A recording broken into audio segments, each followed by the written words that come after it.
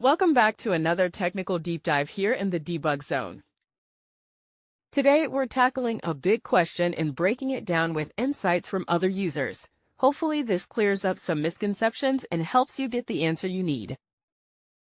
So buckle up, stay a little curious, and let's jump right in.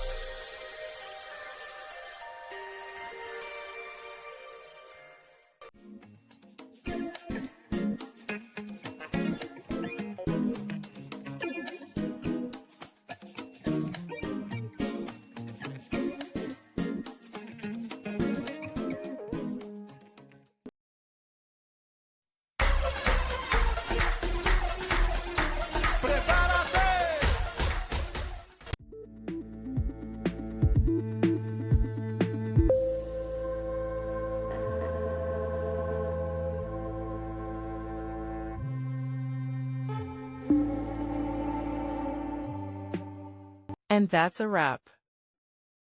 I hope you found the answer you were looking for. If you did, take a second to hit that subscribe button. It really helps out. And let me know in the comments which solution worked best for you. See you next time in the debug zone.